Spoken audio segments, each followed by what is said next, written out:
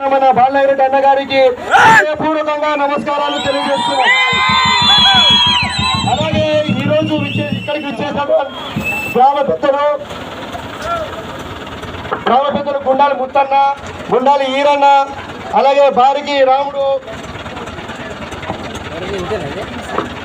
Beerappa vice sarpanch Kurva Beerappa, అలాగే మరి మన పార్టీ కన్వీనర్ కేపీ వీరేష్, అలాగే ఇతర గ్రామ పెద్దలకు, మరి మైనారిటీ పెద్దలు ఉచ్చు సాబుకు, అలాగే గుండాల నరసింహులకు, అలాగే బోయ వీరేష్కు, పల్లకి రామునికి అందరికీ ప్రత్యేకంగా పేరు పేరున కూడా ధన్యవాదాలు తెలియజేస్తున్నాను. ఇక్కడికి ఉచ్చు సాబు గారు పైకి రావాల్సిందిగా కోరుతున్నాం. కోప్షన్ మెంబర్ ఉచ్చు సాబు గారు దయచేసి పైకి రావాలా. అలాగే వివిధ జాతులకు సంబంధించినటువంటి గ్రామ పెద్దలు, అలాగే రజకుల కులం నుంచి సాగల్ నరసన్న, ఈడికే చంద్ర అందరికీ కూడా ప్రత్యేకంగా పేరు పేరున ధన్యవాదాలు తెలియజేస్తున్నాం. ఈరోజు మన గ్రామంలో ఇది మనకు తెలిసి మన అన్నగారు నిలబడ్డాం 4వసారి.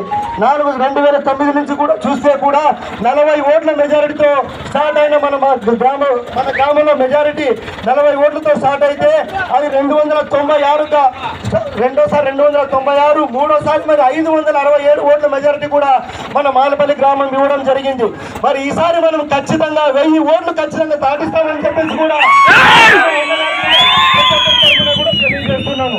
ఇకపోతే మన గ్రామంలో ఎన్నో పదవులు తీసుకుని ఎన్నో పదవులు మన అన్న గారి సహకారంతో అలంకరించి మరి ఈరోజు నాకేమీ సంబంధం లేదు అని మా మీదనే మరి అభాండాలు మోపుతూ ఏమీ తెలియకుండా బయటికి పారిపోయిన వ్యక్తుల గురించి కూడా మనం ఈరోజు మాట్లాడవలసిందిగా నేను తెలియజేస్తున్నాను. ఈరోజు ముఖ్యంగా మనం చూస్తే మనం ఇంతకుముందు కూడా జడ్పీ మెంబర్గా ఇచ్చినప్పుడు కూడా అప్పుడు కూడా ఓసీలకు వస్తే అది బీసీలకు కూడా ఇచ్చిన ఘనత మన బాలనాగిరెడ్డి అన్న గారికే దక్కుతుంది. అలాగే మన పక్క గ్రామమైన ఇప్పుడు పోటీ చేస్తున్న మన రాఘవేంద్ర రెడ్డి వాళ్ళ విషయం కూడా చూసుకుంటే కూడా వాళ్ళ నాన్నకు కూడా పదవులు ఇచ్చినటువంటి వ్యక్తి మన బాలనాగిరెడ్డి అన్న గారు. ఇదే కాదు, కేడీసీసీ చైర్మన్ గా కూడా వాళ్ళకు ఎంతో పదవులు అలంకరించి మళ్ళీ దాని తర్వాత వాళ్ళ కొడుకులు కూడా కంటిన్యూ చేసిన తర్వాత కూడా వాళ్ళు ఈరోజు 2 నెలల ముందు వేరే పార్టీలోకి పోయి మరి ఈరోజు మన అన్న పెద్దల మీద కూడా అగౌరవపరిచే విధంగా నానా దుర్భాషలను మాట్లాడుతున్నారు. మరి మీరే ఇంత పెద్ద పదవులు ఇచ్చిన అన్నగారికే మీరు సరిగా మాట్లాడకపోతే మరి భవిష్యత్తులో మాలాంటి ప్రజలకు మీరేం మర్యాద ఇస్తారని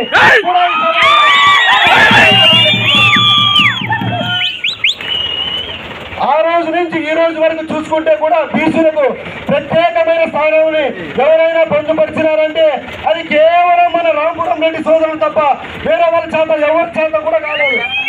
ఇంతకుముందు ఏ పదవులు చూసినా కూడా జనరల్కి వచ్చిన పదవులు కూడా మరి బీసీ సోదరులకి కట్టడం జరిగింది.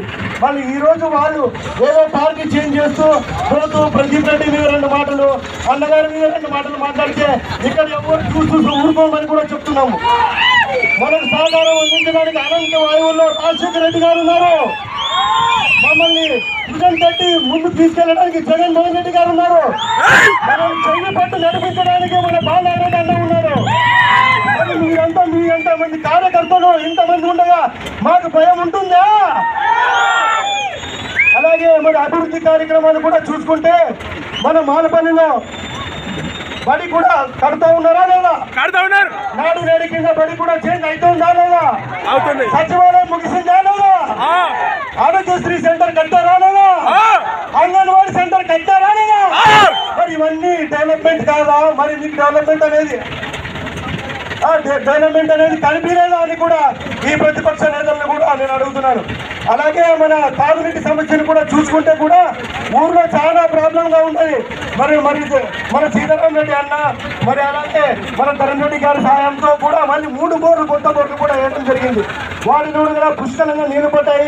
మరి 2-3 రోజుల్లో కూడా ట్యాంకులు కూడా ఓపెన్ అవుతాయి. కాబట్టి ప్రజలారా, మనము ఏ రోజు కూడా మన అన్నకు 40 ఓట్లతో స్టార్ట్ అయింది 2009లో. దాన్ని 567 తెచ్చుకున్నాం. ఈ రోజు ఎవరు ఉన్నా లేకున్నా మన ఎంబడి ప్రతి ఒక్క కార్యకర్తలు ఉన్నారు. మనకు కూడా ఈ రోజు ఈ సీట్ మీద నిలబడడానికి కూడా చాలా వచ్చింది. ఇతర కార్యకర్తలకు కూడా అవకాశం వచ్చింది. కాబట్టి సోదరులారా, ప్రతి ఒక్కరు గమనించి మనము ముందు భవిష్యత్తులో రాబోయే 13వ తారీఖు ఎలక్షన్స్ నాడున 2 ఓట్లు ఫ్యాన్ గుర్తుపై ఈ అమూల్యమైన ఓట్లు వేసి మన గ్రామం తరఫున కూడా అత్యధిక మెజారిటీ మన అన్నగారికి ఇవ్వవలసిందిగా కోరడం అయింది.